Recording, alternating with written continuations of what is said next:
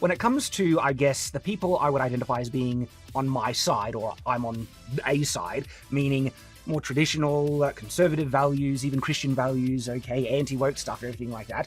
I absolutely do not want people to represent me who are bad actors. And so if there's bad behavior, I'm not going to... What is this? The gatekeeping right? Holy shit! Wow, I was told that it's the left that's fighting all day, every day, about everything. You know, is DoorDash ableist or bicycles ableist, and then they all fight each other, and then no one gets anything done because the left are just a bunch of fools. But it seems like the right are doing the gatekeeping. They don't want to be represented by a Steven Crowder.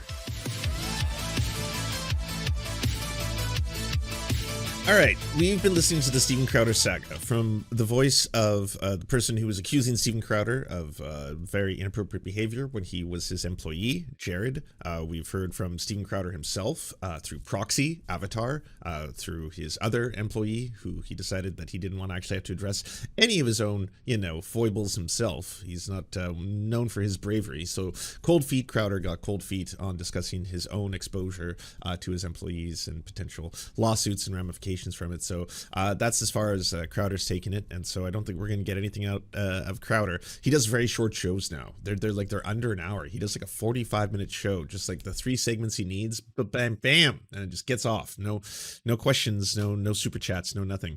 I think this is a right-wing channel, but I'm curious what the right is saying about this before we go into the new developments. Is back in the news once again. His former employee, not gay Jared, is speaking out against him, and it's not looking good. Like, if you remember everything that happened last year with Steven, it was already pretty bad. He announced him and his wife were getting divorced, and then that tape of him arguing with his wife was leaked, where he was just acting like a man-child. Like, she wanted to use the car, and for some reason they only have one car, even though Steven's worth a ton of money.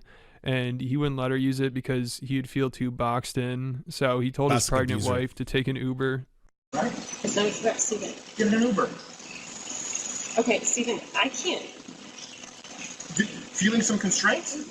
Steven. Like, I can't go. Listen to me. You want to walk out right now? Listen to me. I can't go to the gym.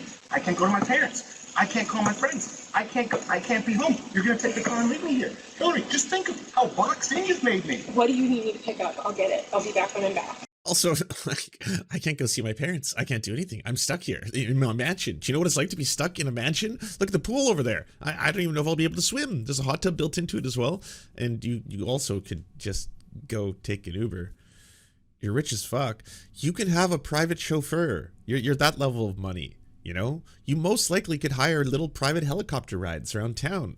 Little excursions. They can land like right here, Just have it drop in and then take you out and then drop you right back off. No, that doesn't work either. You'll be back when you're back. That doesn't work either. And then also around this time last year, some of Steven's former employees started to speak out about how bad it was working for him.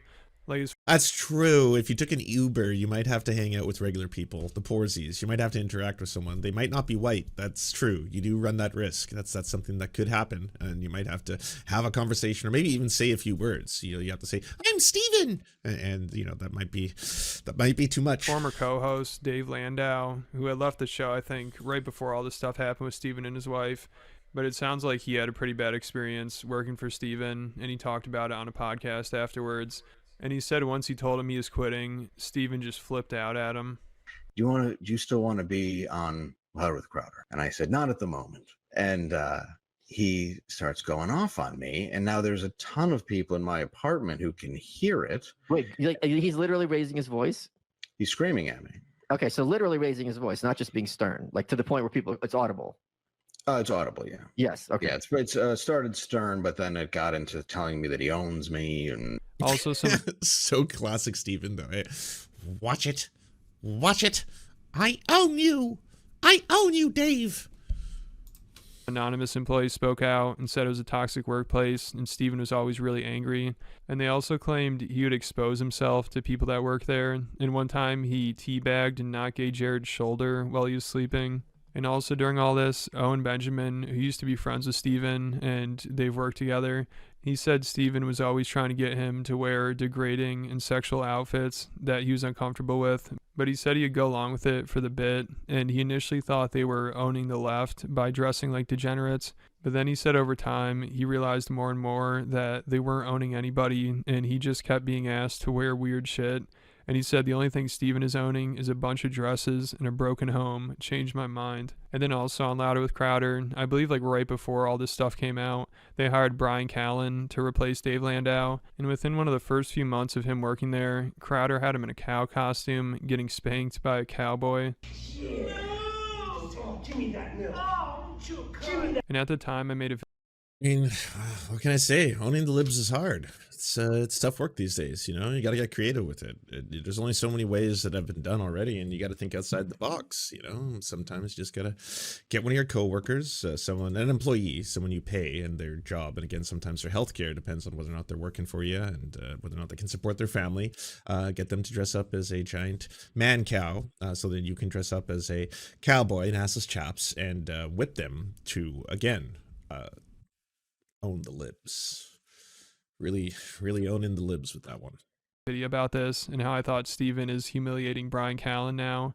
And apparently Brian's mom watched it and she was so disturbed by it, she called Brian crying. So that's how bad it's gotten here with Steven. And I'm not sure if Brian is still on the show or not. If you guys know if he is, let me know down in the comments. So, by the way, this is a right-wing channel, I'm pretty sure. I don't really know their content, so I'm not here to promote their work. I'm more curious what the right is now thinking about Steven, because there's a lot of people who are defending him. The quartering, obviously, just running to his defense, my Steven!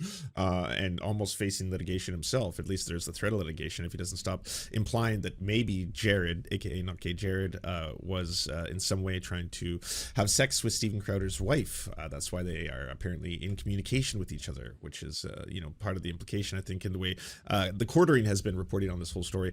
But you can tell that the right, who obviously, and this was the thing about Steven Crowder that always kind of made me curious, is that Steven Crowder spends all day railing against LGBTQ plus folks, saying that they're disgusting, they're degenerate, that they're a danger to children, that they're groomers, that they're pedophiles, that they have to be stopped, that drag queens are apparently insidious and they are just trying to recruit your kids and turn them into the gay, all that kind of stuff. And saying, here's the disgusting things they do. They dress up as women, they will appear as women in public spectacles, and they'll do that in front of children, and it's like, but that's all the stuff that Steven Crowder does. A lot of his bits usually are him dressing up, usually in very elaborate costumes, clearly like the failed theater kid who got his own little empire, and you can see all the messed up stuff he's done with it. Both Steven Crowder, James O'Keefe, I mean, if nothing else, what is effectively destroying fascism in this case is failed theater kids.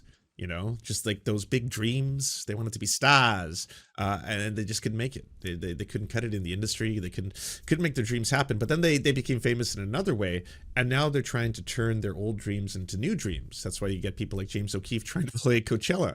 True story, apparently, allegedly, but he was trying to play Coachella quite a bit and really getting mad that they wouldn't actually book him. And I guess it would just kind of be like, what do you want to do? Like, do you want to be in the comedy stage? Like, are you doing stand-up? Or are you just going to be doing your weird thing? No, it's musical, DJ, the whole thing. Yeah, you're going to get a whole musical number. It's going to be awesome. But it definitely wasn't going very well for Brian. So also during all this last year, people figured that Not Gay Jared would have a lot to say about it, because he had worked for Steven for years and it seemed like they're really good friends and they're close. But then he randomly just left the show in 2018. And at the time, people thought he left because he just wanted to spend more time with his kid. Like he had just become a father and didn't have enough time for the show. And they thought it was an amicable departure. But over time, I think people started to realize that's not how it went down. And then last year, when all this information came out, people were like, all right, yeah, there's definitely something going on there. But they also figured that Not Gay Jared signed an NDA, because I don't think he said anything about all this until recently when he posted this video to Twitter, which I'll get to here in a second. But first, I want to talk about today's sponsor. Oh my God. Gotta do this guy on 125. About. So he claims this former employer has been threatening him with lawsuits and cease and desist letters, and he made it sound like it's never going to end, like he's been dealing with it for 6 years and still he's receiving stuff about it. And he did talk about why he left, and it's what we expected. He said it was a toxic and abusive work environment. Years ago, I voluntarily left my job after deciding I could no longer put myself or my growing family through the toxic and abusive work environment I had endured for years. This place was and is to this day a workplace rife with sexual misconduct, degeneracy, and aggression. The things I saw, the things done to me, and the things I witnessed my employer do to others were disgusting, shocking, and utterly indefensible. I have the receipts. And he said when he tried to leave the show, it turned into a giant pain in the ass, and he had to spend a ton of money on lawyer fees because Crowder and his lawyer wanted him to turn over this production equipment that he claims he bought himself, and they also wanted him to turn over. To be clear, too, he said as part of his receipts that he actually has like the medical records of having to go get checked in for, you know, some heart problems and, you know, severe anxiety as a result of everything that was going on with Steven Crowder as well. His personal Twitter account, and they also wanted him to sign a non-compete agreement so he wouldn't be able to work in media for the next 2 years. My former employer and his attorney argued I could not work in media anywhere in the world, and most certainly not in the United States for 2 years. They told me my Twitter account, another potential lifeline to future work, which I'd owned and been the sole manager of since 2009, was to be turned over to them on the argument that it was somehow their intellectual property now. Presumably to keep me from working even further, my former employer even tried to claim my personal production equipment, gear I had owned for years prior to working there, as company property. After producing every receipt to validate my ownership, a vicious lie that I stole from the company was born and disseminated by my employer, by the way, breaking their side of this bogus mutual non-disparagement agreement. Yeah, so it sounds like they're really trying to prevent him from working in media again. And Jared said he eventually signed an NDA because he was just running out of money and the legal fees were too much. And he says he thought he got them to change the non-compete agreement so he could work a job that he wanted to. But then I guess that didn't really happen, and he received a cease and desist letter and was terminated. For a small carve-out in the non-compete clause, which allowed me to freely seek employment using some of my skill sets at another specific company. At least I could feed my family. That provision, however, was a lie. And upon starting my new job at the new said company, I was giving another one of these, a cease and desist, and was promptly unlawfully terminated from that position. I added thousands more to my legal debt trying to fight back. My wife was very pregnant by this time, and without a financial safety net for groceries and a baby crib, much less a legal fund to file a countersuit, I simply had to let it go, trusting God had a plan. And he claimed We'd already seen all this. I want to get to the new stuff. meltdown. You know, if he were to talk about it, I can't imagine he makes things much better, but he might have to address that at some point because I'm sure he's losing some support with this. Like most people have Jared's back. You know, obviously Candace Owens, she said everything Jared has said is true, and he is one of many people that has been enduring this legal abuse for years. Also, Owen Benjamin, he said, I knew all about this shit while it was happening, and I felt really bad for Jared. And then also another former employee at the All the worst people in the world are fighting. I love it. I didn't see this one. Yeah, there's a reason I went so hard at Crowder. I knew all about the shit while it was happening, and I felt really bad for Jared, and all his brain dead neo-clown baby boomer audience was just, you're just jealous of Crowder. You went insane. And I'm like, he legally banned Jared from doing comedy and isn't actually married, but by all means, keep buying his Jesus t-shirts and praying for Ben Shapiro. show, Quarter Black Garrett, he said, I was kept out of the loop on this intentionally back when this stuff went down, told me they didn't want me. Oh, wow.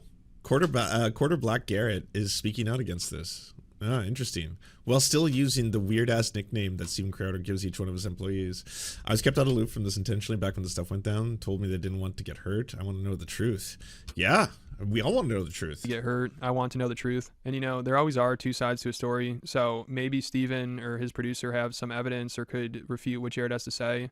But at this point, it's not looking good. You know, there are already a lot of stories of Steven being tough to work with and having a toxic workplace environment. And where there's smoke, there's fire. You know, there are enough stories, there are enough people that can corroborate this. It seems like there's definitely something going on here. And it also makes you think, why is Steven trying so hard to silence Jared? Like, I know people defending Steven are saying NDAs and non-compete agreements are just normal things in business, which for some businesses, sure, but what Steven's doing seems very extreme. Like, why does he care so much about what Jared's doing? You know, it's been 6 years, and some of his other former employees never signed an NDA. I don't know if they're asked to, but Quarter Black Garrett said he never signed one. Owen Benjamin said he never signed one. I don't think Dave Landau did either. So Steven just seems really paranoid when it comes to Jared. And these two just had a weird relationship. You know, for a while it seemed like they were best friends, maybe even more than best friends. Like one time they went to this rally, some kind of feminist rally or something, and they dressed up in drag, and then they kissed each other multiple times there. Legitimately suck. Not gay Jared's a surprisingly good kisser. Not gay Jared's a surprisingly good kisser. Not gay Jared's a surprisingly good kisser. Yeah, but remember, they're just doing all this to own the libs. You know, Steven doesn't enjoy that at all. No, I'm kidding. I mean, in my opinion, I think Steven just needs to come out of the closet already. Like, also, he did this segment during a show one time where he talks about his biggest fears, and he was surprisingly really honest, maybe too honest. Like, he mentions how he's scared of his bisexual phase coming back, and he also said he's afraid of having children, and what's crazy is he said he's afraid that that fear could cause damage between him and his wife. And this video is from 5 years ago, so that part aged very well. I'm afraid, frankly, that he used to have a bad temper. I'm afraid of it coming back. I'm afraid of Mr. Hyde rearing his ugly bisexual head. That was a short phase. No, I'm afraid of getting angry, afraid of being too emotional. So that clip does exist. I have that video queued because people always tell me about that clip, and I'm like, do you know where it's from? Afraid of being obsessive. Because of that, I'm afraid of alienating friends, family, people who I care about most. Something I think about a lot. Sometimes a lot of pressure, sometimes a lot of compression, comes hypervolatility emotionally, and I'm afraid of pushing people away, especially when you have people who you love who either work with you or in close proximity. I'm afraid of Those people you love who either work with you or in close proximity. And this is why you might have seen that there was a pause at U of M. I'm afraid of having children. I'm really afraid of having children. And because of that, something else I'm afraid of the fact that my fear of having children could cause irreparable damage with a wife who I know deserves them. Yeah, so it's wild that he'd admit all that and be aware of it, but Yeah, I'm curious about that. I was going to watch some of it. Let's Go see. ensure that flew one way, drove the other way to try and kind of pass it off. Some things could have gone better that we had issue. We've talked about, if you remember, Mug Club with the union members at U of M who didn't let us get in when we were supposed to get in. So a lot of the time when people see we're not doing it, they don't realize we're actually rebuilding something, or we're actually pre-taping something. Like a Change My Mind, we just can't do a show the day we do a Change My Mind, or doing U of M. That was days and days of prep and getting out, several days of travel. There might be some more, and you know what? Let me know who you would like to see as a fill-in host. Not right now, but probably around Christmas break. And one thing I will say, though, doing these live shows, which can be really exhausting, and they really can, the reaction, the interactions with the fans, the people are really incredible. The people who support the show, Mug Club, I mean, it was crazy to me. It was at least 60-70% of people at that theater. And by the way, it overflowed. Thousands of people were Mug Club members. Oh yeah, there was a. So that's not even just non-Mug Club members, because Mug Club members get their hours in advance. So that's what it really is a team of people. We really do feel like it's familial, and we're overwhelmed by the support. But I also do notice an ongoing theme, and you've probably seen this in Q&A, particularly with the upcoming election: fear, a theme of people being afraid. And a lot of different people, they find different ways to get over them. A lot of people find that this show helps them. I had some people say, listen, man, I am so tired of news and politics. This was a veteran. That's fucked up, because like your show exists to make other people scared, you know, to make like trans kids scared, to profit from that. Who talked about how he had been suicidal. I actually have a Navy Cross there. We haven't figured the perfect place to put it yet, so it's just safe. So thank you, sir, again for sending it. But we're going to put it right next to it'll be fitting, the Ultimate Warriors action figure that Mike Ward gave us. That next to a Navy Cross. That crystallizes this show. Some people say this show helps them. It's really important, though. This isn't obviously the only one. Therapy is probably better than the show, because everyone on the show needs therapy. So it's important to understand the difference between being afraid, and I don't always get the chance to answer people this way, and being afraid of something and being fearful. They're two different things. And on this last segment of the week, it often ends up, I think it ended up being Branded Crowder Closes, because people were uploading it anyway. Like, I want those dollar bills. So I try to be vulnerable. I try to be earnest. Because I don't think lies help. I don't think being completely disingenuous helps. I don't think false ego helps. And because Wow. This was 5 years ago, by the way. I know a lot of you out there might be experiencing some of the same pain and fears that I've gone through, or that I'm going through, or people even hear sometimes in the studio. So if it helps you, it'd be wrong for me to keep it to myself. And I think a lot of people often go, don't be afraid. Oh, listen, be brave. But they don't really tell you how. And if you have, so let's say it's, The Rock or someone like Daniel Cormier. That's why I really appreciate the interviews with Daniel Cormier, because Daniel Cormier is a world level ask. Iron Feathers, thank you very much for joining the Serf Times. Welcome. And on this show, not always, but on this show, he's been very vulnerable about what it is that scares him, about the fact that he's nervous before every fight. Very specific. And I tell you what, for me, that inspired me. I don't know about you, but hearing Daniel Cormier say, I get nervous before every fight, I didn't feel so bad about, throwing up. By the way, most boxers say that. Most Or fighters painting the porcelain before every single live show. Corey Black knows this. I don't enjoy speaking live. I get very, very nervous. But when you get up there, you look real good. Well, thank you. I appreciate the lies. Checks in the mail. It will clear. You needn't say this. It's going to clear anyway. Just like a black belt from Steven Seagal. Your check cleared, and I'm amazing. So if it does help you the way Daniel Cormier, Brian Shard, George St. Pierre, Thomas, so we've had a lot of great people here who've actually talked specifically about things that either scare them or difficulties they've overcome. That's been something that's been inspiring to me. And so I'm just going to be honest with you. There are a lot of things that scare me, but I don't live my life. Let me go through it. And I'd like to hear you guys tell me what it is that most scares you. Going out on a limb here. And I know it'll be used against me eventually, but I also know that there's someone else out there who probably feels like they're alone, might think that they're at the end of their rope, and maybe this will help. So it's one person, it's worth it. I'm afraid of being alone. That's something I'm really afraid of. This idea, people talk about being alone in a crowded room. We often hear it in sound lyrics. That often happens. I can be surrounded by a lot of people and not really know who a friend is, or know who necessarily cares about me. And Oof, that's like really fucked up and revealing for a lot of ways, because at the end of the day, you're talking about someone who kind of treats relationships with other human beings as commodities. right? That my friends are also my employees. And they're also people with whom I do this entertainment and political activism with, but at the same time, they all work for me, and this is definitely something that I need to always have complete and total control over, and I have to do what I want, to do the sketches I want, and I even, like, he goes so far as making a button on his desk when people are talking too much so that they know that they're either supposed to let him talk or they're supposed to laugh when he talks because he needs attention in that way. A really unhealthy feedback loop for someone who's actually struggling with these kind of issues. Especially when you have so many supporters, and I'm grateful for them, you're always afraid that that goes away and that there's this sort of dead still of quiet. I've always been I'm afraid of being alone. I'm afraid of burning out. It's one of my worst fears. I'm afraid of burning out. Like after University of Michigan, and again, when you have kind of health struggles, nothing serious, it's hard. Sometimes it's hard. I can always get up and do the work that I need to do as far as, okay, show up, hit the mark, do the sketch, fine, write the joke. But when you don't have anything to aim for, sometimes it's really hard just to think up right now, okay, where are we going to do the next change? What's the next super video? Where are we going to go on location? Because so much needs to be planned.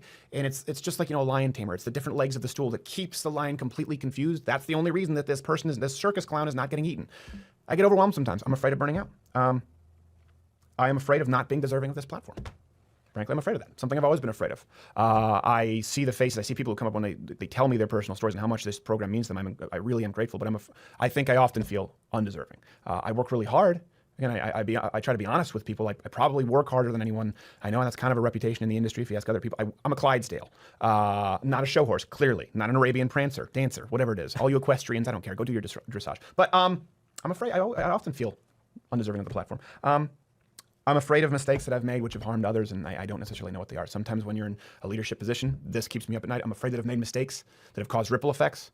And they were. That's also really fucked up, considering there's multiple people who come out and said that they'd said multiple times that it was an unsafe work environment, that they didn't want him to keep exposing himself, that he felt that he was abusive towards his employees. Like, this was brought up by numerous different employees, including Jared. Mistakes that I could have avoided, especially when you have employees and you're in your mid-20s.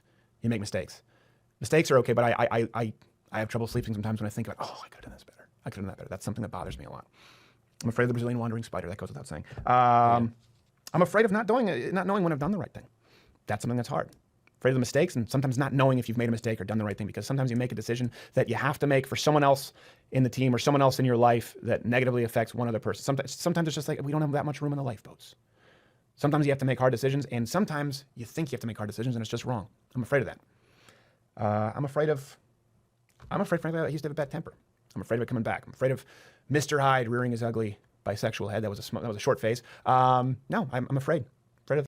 Again, I don't know if that's anything other than just the way he fucking keeps trying to be funny while he speaks, right? I think it's like a coping mechanism you're seeing in real time. He's like, oh, I got to be vulnerable in front of my fans, so every single time I say something, I'm also going to quickly add this little like 180, like bop bop. I mean, it could be, I have no idea.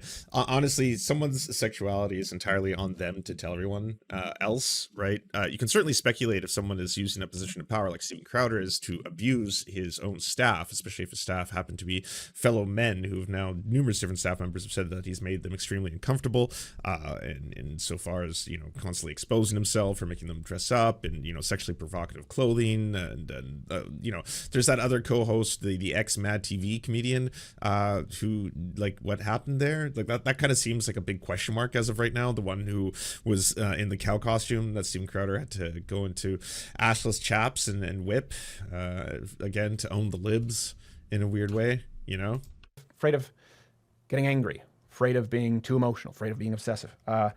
Because then I'm afraid of alienating friends, family, people who I care about most. Something I think about a lot. But yeah, I don't know if that's like he's 100% admitted to that. I mean, the thing is, if it turns out that Steven Crowder is bisexual, that sucks that he has spent an entire career going after his own and making, bisexual kids' lives scarier by consistently vilifying people who are gay, vilifying people who are bi, vilifying people who are pan. Like, that's what he does all day for pay. That's the entire fucking show from start to finish, So new developments. Jared Monroe statement. I never tried to extort my former employer. On the contrary, they are now suing me for $1 million, trying to cause my family financial ruin and force my silence. This baseless retaliation lawsuit and the legal harassment that preceded it are a clear violation of the law. I will not be silenced by legal threats or smear campaigns. In response to my former employees' unlawful aggression, I've hired attorney Matt Brunning and have filed the following charges. All right, let's read it. For many years, Steven Crowder has been one of the most popular and affluent online conservative media personalities in the country. His YouTube channel has 5.8 million followers, and his videos regularly attract hundreds of thousands of even millions of views. In 2018, Crowder's producer, Jared Metello, aka Jared Monroe, quit his job alongside his brother, Aaron Metello. As part of quitting his job, like many other workers in the country, Jared signed a separation agreement that contained confidentiality and non-disparagement clauses. The clause reads as follows. Confidentiality.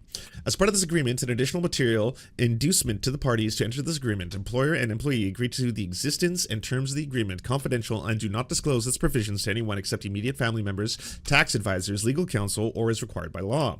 Any further disclosure other than the authorized therein shall constitute a breach of this agreement. The non-disparagement. Employer and employee further agree not to take actions or make statements, written or oral, that would disparage or otherwise defame the goodwill or reputation of the other for his and its business, customers, clients, members, managers, predecessors, successors, parents, subsidiaries, affiliates, insurance, assigns, agents, attorneys, employees, shareholders, and representatives. Retaliatory legal action. Now, 6 years later, Crowder, through his company, Louder with Crowder, LLC, began aggressively pursuing legal action against Jared. On October 27, 2023, attorneys of the LWC filed a Rule 202 petition in Texas District Court, asking the court to order Jared to provide documents and be disposed of things that he may have said to dozens of people about LWC. On October 30th, 2023, attorneys for LWC sent a cease and desist letter to Jared, instructing him, quote, in all caps, immediately cease and desist from making any further disparaging statements, written or oral, about Louder with Crowder. On March 27, 2024, attorneys for Louder with Crowder filed a complaint in the Texas District Court alleging that Jared breached his non-disparagement provision. In the complaint, attorney for Louder with Crowder focused entirely on his innocuous text messages between Jared and Crowder's ex-wife, Hillary. Hillary and Steven recently divorced following the release of security camera footage of Steven berating his then-pregnant wife. In the video, he snaps to put down the gloves to give his dogs medicine, walk the dogs, and otherwise perform wifely duties, as she is clearly emotionally distressed. Towards the end of the exchange, Hillary Crowder says to her husband, your abuse is sick. He snaps at her, saying, watch it, fucking watch it. Moments later, off camera, Steven Crowder, by his own admission, would lose control and scream at his pregnant wife in a threatening tone, I will fuck you up, which led to his wife to flee the home. Crowder appears to be lashing out at Jared because he allegedly reached out to Hillary as a friend during the divorce process. All right, so we're getting way more clarity as to what everyone else was trying to lie about. Unfair labor practices. The problem with Louder with Crowder's legal assaults on Jared is that confidentiality and non-disparagement clauses is that Louder with Crowder's relying upon blatant violate Section 8A1 of the National Labor Relations Act. In Shamrock Foods 2018, this is a precedent, the National Labor Relations Board analyzed the separation agreement that contains following confidentiality and non-disparagement clauses. You have executed a confidentiality agreement, and you are acknowledging that the terms of the agreement remain in effect notwithstanding the termination of your employment. You may not use and disclose any of the company's confidential information for any of the reason of the following your termination and during the transition period. And this is what I was trying to explain to people. That's why this stuff exists. Insofar as, say, you are leaving a company, you happen to be a coder, you were working for Alphabet, and you learned how to make all this proprietary software for them and proprietary, engines and all that kind of stuff. And then you go to a competing company, like, say, Meta, and then when you go over there, you may have signed, again, a confidentiality agreement not allowing you to give all these trade secrets, because otherwise companies would do that 24/7 all the time. Just buy all these employees or make them offers, headhunt other employees, get them over, and then be like, okay, so just give us all the code. Like, could you just copy and paste it, bring it over? Let's do some corporate espionage. Non-disparagement. You agree not to make any disparaging remarks or take actions now or at any time in the future which could be detrimental to the released parties. The board found that both of these clauses violated Section 8A1 of the NLRA and they ordered the employer to rescind them. More recently, in the McLaren-McCobe, the board analyzed another precedent, a severance agreement with the confidentiality and non-disparagement clauses. The employee acknowledges that the terms of this agreement are confidential and agrees not to disclose them to any third person other than spouse or as necessary to professional advisors for the purpose of obtaining legal counsel or tax advice, or unless legally compelled to do so by a court administrative agency of competent jurisdiction. And at times thereafter, the employee agrees not to make statements on the employer's employees or to the general public, which could disparage, harm the image of the employer, its parent and affiliated entities, or officers, directors, employees, agents, and representatives. As in Shamrock Foods, the board found that both the clauses violated Section 8A1 of the NLRA and ordered the employer to rescind them. Even more recently, on March 20th, 2024, Region 19 of the NLRB issued a complaint against SpaceX, for having confidentiality and non-disparagement clauses in a severance agreement that are virtually identical to the clauses of McCarran McClobe, Shamrock Foods, and Jared's separation agreement. The law is clear that the mere existence of these kind of restrictive clauses violates the NLRA. Attempting to enforce them by sending cease and desist letters, seeking judicial discovery, and filing lawsuits, the LWC, Louder Crowder, has done in this case, also separately violates the NLRA. Last Friday, acting as Jared's legal representative, I filed an unfair labor practice charge of the Atlanta region of the NLRB, alleging that Louder Crowder has committed the following unfair labor practices. Number 1, maintaining an illegal confidentiality rule in an employment agreement. Number 2, maintain an illegal confidentiality rule in a separation agreement. Number 3, maintaining an illegal non-disparagement rule in a separation agreement. Number 4, engaging in unlawful interrogation and surveillance by seeking to obtain information about protected activity using the tools of judicial discovery, aka them asking to see all of these texts. I think the timeline, and this is completely, you're listening to my opinion, that this is not legal advice, just 100% my read, and this is no actual bearing in reality. This is 100% speculation, okay? This just, if you were to ask me, I think during whatever current, legal back and forth is going on with Crowder and his ex-wife, it was revealed in communication as a part of discovery that Crowder was going through that there were text messages going back between him and Jared, at which point Louder Crowder, the company, decided to target Jared and try and restrict his ability to communicate with other people, but also see his communications to find out what else has he been saying to other folk, right? Because obviously Hillary Crowder wouldn't fall under the purview of individuals who are close direct family, right? And so in the stuff that they've leaked, all that we've seen so far is that they were, kind to each other. They were talking about their mutual, obviously, problems with Steven Crowder, talking about how shitty he is, abusive he can be, all that kind of stuff. And they also met for, and this one is the bombshell, fish and or chips. They did that. They met for fish and chips. Is that code for something else? That's for you to decide, I guess. Sending legal threats instructing Jared to not engage in protected activity. Number 6, filing a baseless retaliatory lawsuit that seeks the illegal objective of enforcing illegal confidentiality and non-disparagement rules. If Mr. Mettello's charges prevail at the NLRB, Louder Crowder will be required to rescind these clauses from all separation agreements with former employees and be required to reimburse Mr. Mettello for any legal expenses he's already incurred or will incur forward contending with his former employer's illegal state court actions. Now, obviously, let them fight. And get his ass at the same time. But also, this does not absolve Jared of all his years of shittiness. He's basically, trying to protect himself and his family, which is completely reasonable, by the way. Totally something that, I don't think employers should have a right to do what Steven Crowder's alleged to have done here. Shame on you, Crowder. Disgusting. But in addition to that, also, Jared did spend years, again, spreading anti-LGBTQ plus propaganda, and he's not doing anything in terms of, trying to reverse that or undo the damage he's done or any of the bad things that he put out there as part of working for Steven Crowder's show. So I'm not saying that Jared is absolved or is a good person or is even seeking restorative justice. He's seeking justice for what Steven Crowder is doing to him. The separate things can be separate, different things can be different, and multiple ideas can be true, and multiple things can be true at once, basically, of all the things happening here. But yes, get his ass. In addition to being illegal, LWC's behavior in this case is also reprehensible, and curiously, given Crowder's conservative politics contrary to the basic spirit of free speech and free markets, employers should not attempt to lock down the speech of their former employees for the rest of their lives. We do not live in a feudal society, but rather in a free labor regime, where workers are allowed to move between employers and communicate with one another and to the public about the merits of one employer over another. They should not live in fear of being harassed in court for exercising those rights. I guess we'll see. We'll see. I am obviously going to be following this. I'm curious where it's going to go. And extra points for having used this as the photo. Okay. All right. You can't make me like you, but yes. And then, whoa, Viva Frey jumps in here. Oh, let's see the infighting. The innocuous text messages to which you refer. Is it these reported by Timcast? I'm just trying to understand the details of the story. You coward. Why don't you say it with your chest? Why'd you gotta be all like, ooh. Hey, I'm just trying to understand what's going on here. What are you trying to say to Steven's ex-wife? Why are you saying this? Yeah, what about the personal desires? To further defendant's personal desire to keep Crowder away from his children, defendant helped Hillary craft and further the extortion scheme by providing false and disparaging stories and closely held beliefs about Crowder and Louder with Crowder. What does it say? I think there's a scenario where several of us would be willing to attest to all of that. I just don't want him anywhere near those kids. That really, really disturbs me. Bombshell. Bombshell. How could Timcast leak this? Any scenario where Hillary and I team up, it's the end of him. It's his worst nightmare. With real fear enters his eyes, and Tim asks the question. Yes. I can't be the only one who doesn't like Crowder, but also doesn't trust this dude. Two things can be true at the same time. Crowder is both toxic and abusive, and his wife is also running a takedown extortion campaign and bringing this dude along to do her bidding. What? Are you accusing him of being a simp?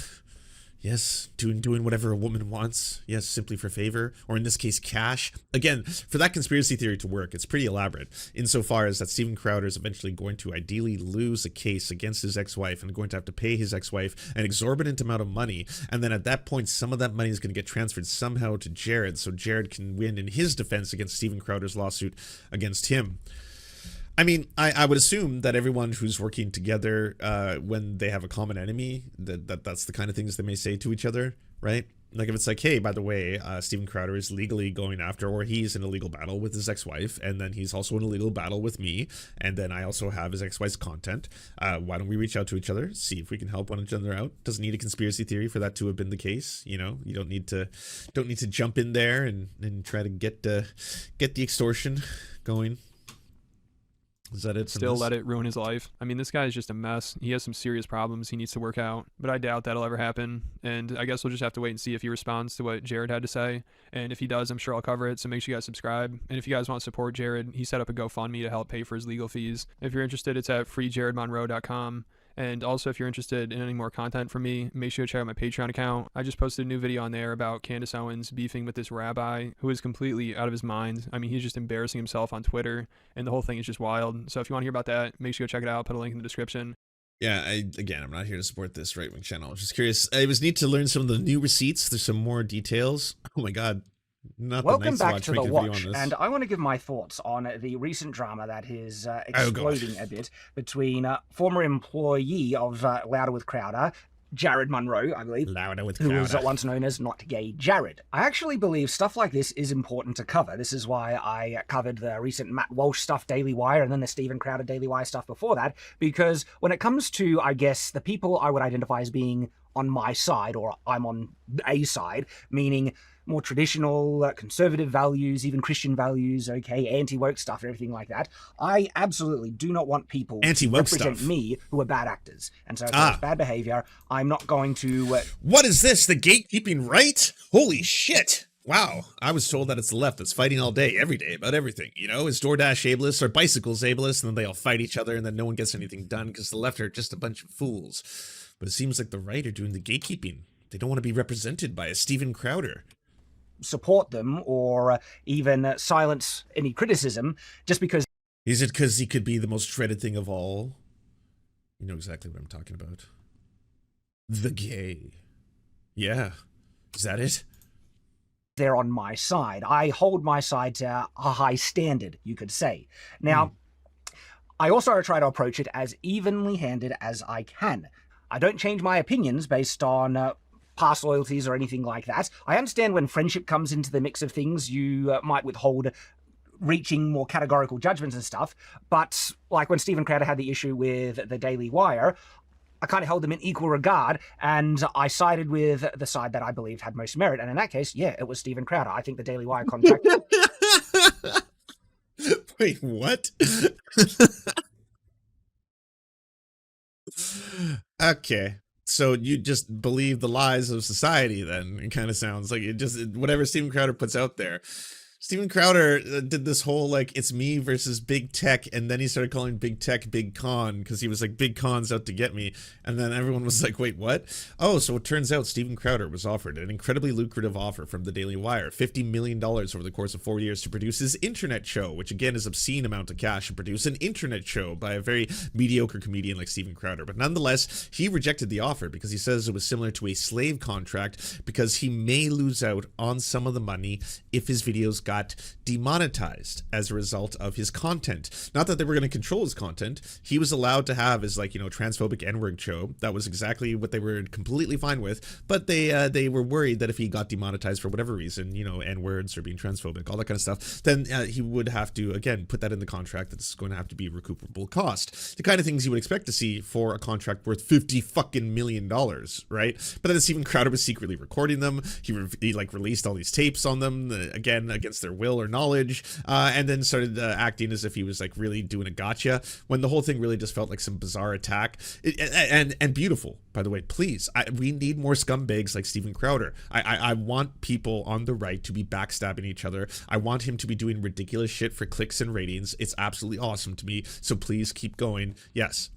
Was absolute dog crap, and I appreciated that Stephen was calling that out. And so I have supported Stephen in the past, but not in everything. There's been criticism I had against Crowder in the past as well, and I've voiced them. I can't remember it in Watch Past videos, but I know I did talk about this on Adam and Sitch's podcast as well, some issues I had with Crowder. And one thing in particular that I did mention on Adam and Sitch is actually going to guide or contextualize some conclusions I have here, which pushes me in one direction, I guess, in a conclusion, versus the other. And this is a direct observation that I have seen, okay, that is not painted by bias or other interpretation. I saw this, and is it going to be gay it shit? Has given me an opinion about certain behavior. So that is going to come up as we discuss this.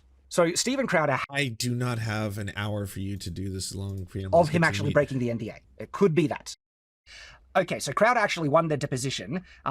So that is... paraphrasing what he said, very accurate, and I was very careful to make sure to begin with, and it was just him having fun and doing the silly, goofy stuff that he probably might have done, you know, in high school or something like that. By the way, like, so I used to watch Loud with Crowder quite actively during Not Gay Jared's time when he was on the show. Yeah, you definitely seem like the target audience, I gotta say. If I was to Google Louder with Crowder Mug Club fan, yeah, I think your photo would probably, like, it would be the first search result. All right, and so I'm quite familiar with that content and Stephen during that time. And then I watched a decent portion when, even after Jared left, all right? And there was always a number of comments that Stephen had. Like, you're not even watching an original video. This is Sora, everybody. That new AI video thing is pretty cool. We just typed in the prompt, Steven Crowder fan, and this is the video that came out. Made that it looks realistic. Gave the strong the technology impression is frightening. That he was possibly a bit of a bully in high school. Look, it was so long ago I don't have the exact quotes, but there was a number of comments. It's true, everyone. Steven Crowder wasn't even a bully in high school. He was bullied. Steven Crowder was bullied in high school. He discusses that. He discusses how traumatic the experience was. And unfortunately, some people who are bullied in high school, they can go one of two pathways. They can become themselves a lifelong bully who will dedicate their entire career to making other people's lives more difficult and making people who are marginalized already in society make their lives scarier, which is what Steven Crowder did, right? Or you could take that lesson and be like, I never want anyone else to feel that way. I never want anyone else to have to go through what I went through. That was fucking horrifying. And yeah, I'm not going to spend the rest of my life oppressing other people. Unfortunately, Steven Crowder didn't choose that path. Comments that just kind of revealed to me, and also disparaging comments that he made against nerds and geeks. Yeah, bully Nazis. And, you know, because Nazis can stop being Nazis. Nerdy type of pursuits and things. Gave a very clear impression to me that they weren't born he Nazis. Was a bit of a jock and probably made fun of nerds in high school and stuff. And it also led to a type of behavior that, as I said, this impression combined with a couple of other first-hand kind of observations that I'll share is what leads me to believe that these accusations might actually have some merits to it. All right. One of the things that happened that I saw, right, on Louder Crowder when I was watching him, that genuinely put a very big distaste in my mouth about Louder Crowder, and it was just the beginning type of thing. I was like, that's not really on. And as to, you know, was it enough to make... It wasn't at the time, because a lot of it was kind of determined by the other party involved, which was Not Gay Jared. So there was a thing that happened with Louder Crowder during Not Gay Jared's tenure, where Crowder, and he kind of still does this, where he would try and go incognito, sneak into some extreme leftist either events or rallies. Oh, wow. So that whole segment really weirded a lot of people out. That one backfired. Steven, you took it too far. To troll or to get inside information. And one of these was getting or infiltrating an Antifa type of rally protest, but Stephen was a little too well known at the time, and so who did they send in to go undercover? It was Jared. Now, this was actually a bit of a more prominent expose, because what they ended up uncovering, and they were praised for this, is that the Antifa people at the rally were possibly intending violence. One of them was armed, had knives in his backpack or something like that, and they're making statements of possible violence. And Antifa. Crowder, through Jared, got that video footage, and then they got arrested, meaning the Antifa members with the weapons. Okay, that wasn't the clip I was thinking, but this clip actually, it did get them a lot of publicity. Publicity. They actually ended up going on Joe Rogan to talk about it. And I remember watching that interview, and like at that time, Joe Rogan kind of saw Steven Crowder as like, I guess you're like a conservative comedian, but you also have some like, you know, base in stand-up comedy like I do. So I guess we can click on that. And you know, it might have been someone that you would see a lot on basically the Joe Rogan podcast, except for the fact that Steven had to go after the weed, which is like the one thing you don't do. There's a lot of things you can say. You can be as transphobic as you want on Joe Rogan's podcast, but you don't talk shit about the kush. If you do that, well then holy shit, he's gonna go so hard on you. Like that's probably the most aggressive I've seen Joe Rogan outside of him, like, you know, trying to fight someone, where he was just sitting there and he's like, oh, you're precious. Look at you. You're so precious. Oh yeah, you're so upset. You're so hurt. It's gonna be okay. You're gonna be fine.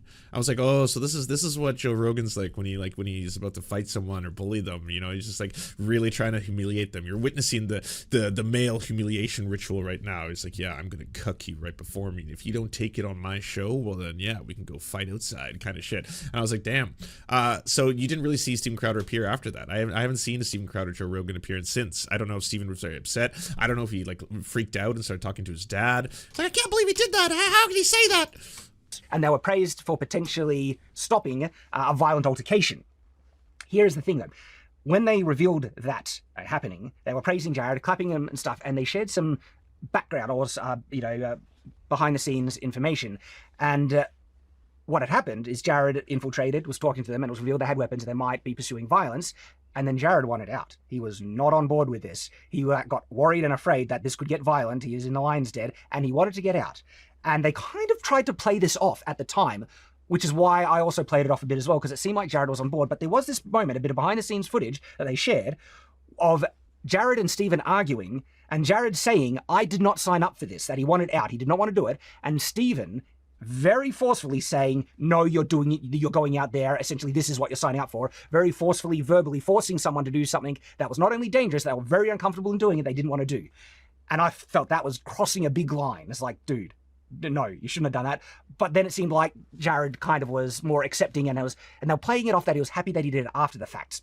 It seems like when he talks about it was toxic and abusive, that there was aggression, okay, that there was stuff that was done to him through coercion that's utterly indefensible, all right, that does seem to be confirmed by things I saw that they showed on the show back then that Jared might not have been nearly as okay with as he was playing off, putting on a strong face when the show was playing after the fact. When behind the scenes, he says he had huge stress, anxiety to the level of needing to go to hospital, okay? Yeah. That was never revealed on the show. They tried to play it off that Jared was happy with it and it was all okay, but it's the combination of facts that when this comes out and then observations I've had watching the show and what they revealed confirms some really troubling stuff.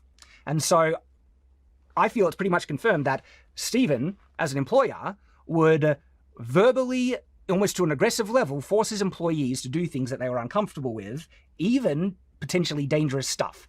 And that is friggin' not on. That is not okay. It's not on. And so when you hear about other types of misconduct, berating, aggression, threats. I also want to like just keep in perspective this motherfucker, because we've like hate watched his content before, is one of the people who definitely downplays every single time that there's a case of, you know, a woman speaking out against the sexual abuse that took place in the workplace, whether that be in the video game industry. Prominently, that's usually what they cover, stuff in like pop culture media, the video game industry, the film industry, stuff like that, and being like, well, can we truly believe what she's saying? You know, at the end of the day, a lot of people might do this for the fame, a lot of people might do this for the money, and so we have to call into question about whether or not it was actually a case of abuse. So I guess this is growth. Maybe this is growth to finally be like, well, after years and years of watching the show and seeing the abuse firsthand, and then now hearing the testimony of someone who's coming out to say that they in fact were abused, and then outside of that abuse, they've actually have medical records of them having to check themselves into the hospital for, you know, anxiety and heart problems as a result of all this. Yeah, okay, maybe it does look a little bad. That's going to be an issue, especially if they're going to avoid some of the more damning points of account that Jared has shared. Specifically, I think one of the most damning things in all of what Jared is saying are the conditions that caused him to sign the NDA. So we'll get there. So after he went to leave, Jesus, when? unfair way, and this is again why I did not have a non-compete in it. New employment after leaving Louder with Crowder, and people with money can just abuse it, go ahead and make that video. And just let you know, like Tyrant, who illegal documents to prove it, that Jared says he has, but the NDA might be restricting him because that could come under the non-disparagement thing. So you can see why he might be a bit restricted in sharing all the receipts. And again, he doesn't name Crowder by name in any of this. Does it seem plausible that Crowder would do something like this?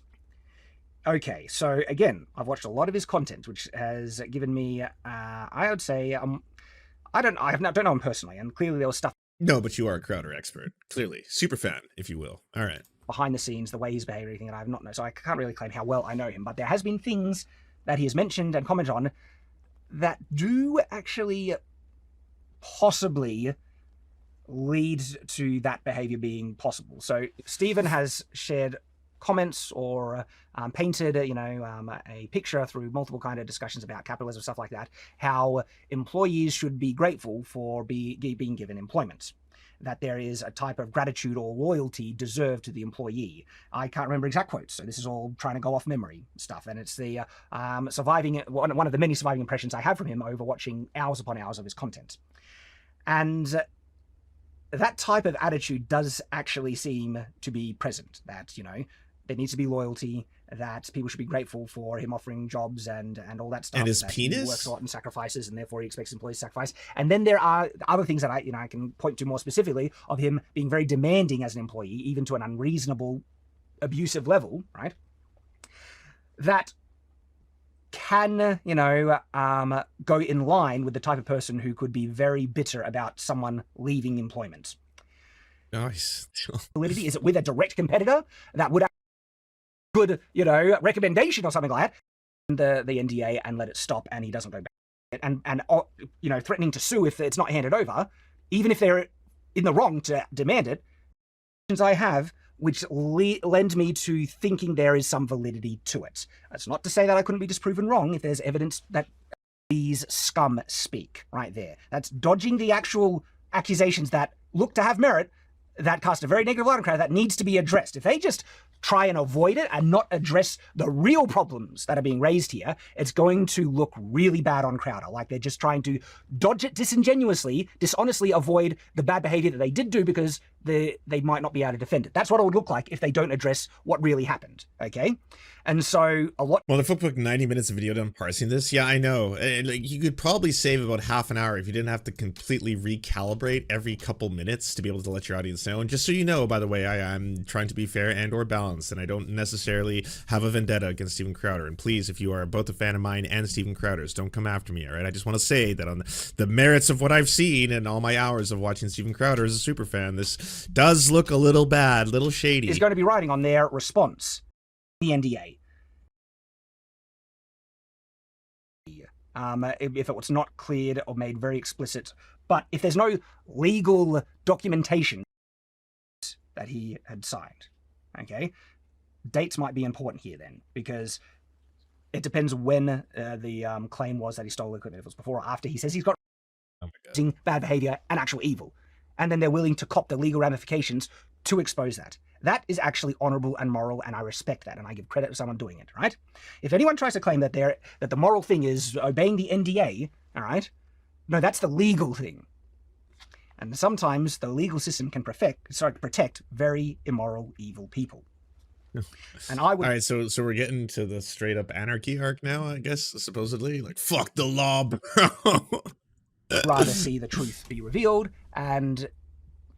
Yeah, I mean, you could approach this from both perspectives. It's not actually within the rights of an NDA agreement to protect someone from, say, criminal activity. You can't do crimes and then be like, you can't talk about these crimes. Here's an NDA. You were my employee at the time. So all those times I was exposing my penis to you or putting my penis on you against your will or unconsensually showing you my penis, all of that kind of stuff. You can't talk about that. I don't want you to tell anyone about that. And then it's like, but that's illegal, isn't it? Like, you can't do that to your employees.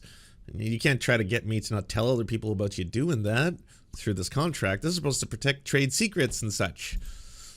And look, maybe Crowder has actual defenses to these accusations. I'm going to be paying attention to this, and I'll hear him out. This is just my understanding at the moment, based on what Jared is saying and my previous observations of Stephen's behavior. Okay, Stephen Crowder or the company might have actually broken the non-disparagement clause first. It does really kind of depend on when it happened, if it was done before. Oh, I could not care less about, armchair lawyers giving their opinion on the legal aspects. I just want to know if you know anything. Actually, it was a bit before. You said you had Jared stories. says one of the main reasons he signed it, in conjunction with, of course, all these legal things being dropped, was that there would be a stipulation. I gotta see more of this guy sometime. It's hysterical. I mean, his other stuff is actually more entertaining because he dresses up like a knight, like straight up LARPing with the rest of his cohorts, and they do this whole thing where they talk about manliness, and like it's just as silly as you can imagine. Like, just imagine this dude and then 2 other versions of him. You can just like pretty much copy paste and then Control V, and then there's 3 of them, and then them talking about how men aren't masculine anymore. They don't understand gender roles. They don't understand that men are better at opening things like jars and lifting boxes, and that women are better nurturers and empathetic and stuff like that, and like it's the woke left that are trying to destroy society and all that kind of, like, it is especially funny coming out of like an Aussie accent while dressed as a knight. Like I'll give him that. There's at least some pageantry there. Okay, so okay, it looks a bit vindictive and petty. Jared tried to fight back legally to the, and so Jared is claiming that there are other people in abusive situations, and he has information that could expose, and therefore expose Crowder, and in effectively helping these other victims. Oh yeah, just so we're clear, the nightmare for Stephen Crowder is far from over. Like this stuff is just ramping up. Here's an important part. He says this is the context his former employee feels that he caught Jared breaking the NDA, meaning Crowder thinks he caught Jared sharing information with other victims of abuse from what is implied to be other... Oh, sorry, he's a Kiwi. My apologies. Yeah, but who is being more insulted there in that act? Am I insulting people from New Zealand by now you have to claim him, or am I insulting people from Australia? Former employees of Crowder. Jared doesn't admit that this is the case, but he claims that this is what Stephen is interpreting, okay, and he even puts on air quotes, that he thinks he caught Jared breaking the NDA by thinking he caught Jared helping other people, and who Jared identifies them as victims of abuse.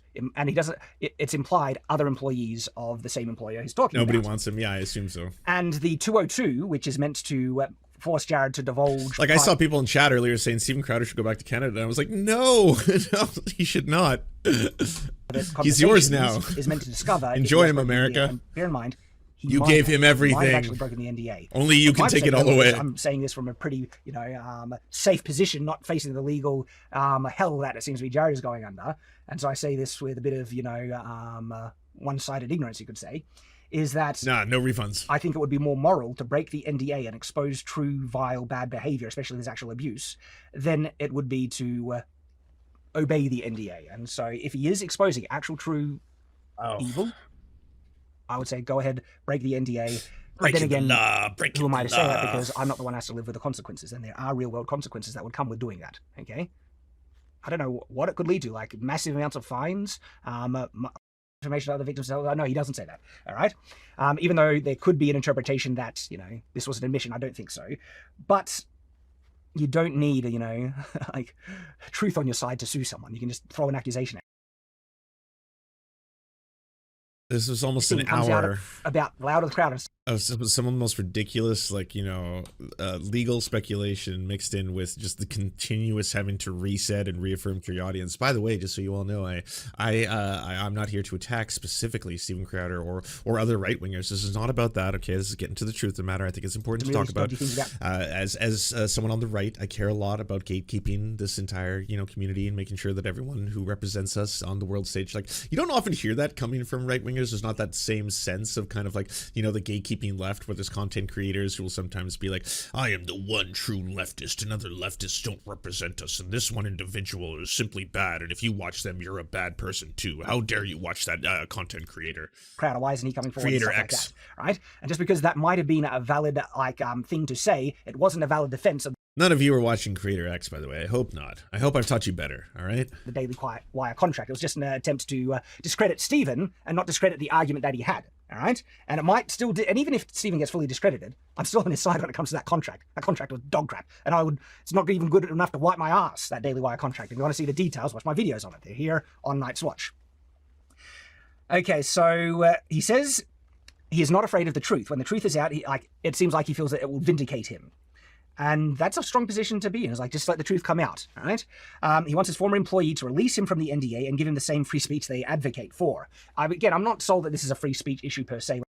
Supposedly there would be legal documents. I'm not sold that this all is anything. Like, absolutely, like, what is this, an hour of just completely hollow nothingness? These scurrilous lawsuit accusations against Jared for the non-compete seeking other employment, him getting fired from his first employment, the supposed stealing of company equipment. Jared says he has the receipts of purchase for those.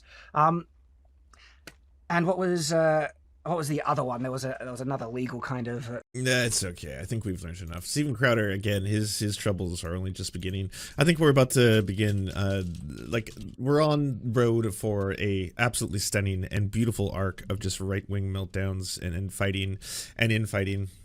Oh, you know how I was saying the other day, by the way, this is totally unrelated to the story, but that, like, there are certain people that I hate that they can make me laugh on a regular basis, and that includes Alex Jones, Donald Trump, and Ye. And that happened yesterday. Someone sent me this story that, and this is a story of abuse. Kanye West allegedly did a Super Mario dance after threatening a staffer. He was threatening his own staff, and in threatening them, did it by enacting a Super Mario power-up sequence. What is it? He's fucking fired. He said, fuck your neck. I don't give a fuck about that. Blah, blah, blah. Okay, here it is. West then allegedly attempted to pick up the garden Phillips was working on, but was too weak and out of shape to pick up the entire display. According to the suit, the lawsuit states that West then physically threatened Phillips, saying that he was going to punch Phillips in the face. Then the lawsuit describes a sudden shift in mood in which West imitated the celebratory dance of Mario from the famous Super Mario Brothers video game. West jumped up, punching his fist in the air while he said, "I'm going to give you one more chance, another life." And I was like, fuck you. God damn it. How do you keep doing this? Yeah, you're fired. Whoa. Like, I hate that you can be just like naturally funny. The same thing with Alex Jones. Like, Alex Jones can just say shit, you know. He's like, yeah, I invented AIDS. And then I'm like, oh God, you're such like a terrible human being and a monster. But like, I don't know why you're making me laugh right now. God damn it. I have to do better. Thank you so much for watching, everybody. We first want to give a shout out to everyone who makes this show possible. This program is produced thanks to the generous support of our Patreon supporters: Anna Loves Riley, Arian McCarthy, Cheryl Alvarez, Comrade Junkie, Doug Caddy, Everything Important, Hagbar Celine, Jimmy Sombrero, Multi Mondi, Omni, Peanut Butter Blondie, Political Poppy, Preston Kroll, Quiet 185, Richard Bomey, Riley and Anna, Roller Dragon, Ruby, Cernicus, Stellar Gwyn, Sebastian Demmel, Travis McClinton, and Words Greenwood. As well as every other person you see on the screen right now, this show would not be possible without them. And if you want to join these wonderful people who make this entire program possible, simply go to patreon.com/theserfs and you can unlock uncensored and bonus episodes and, you know, help us exist.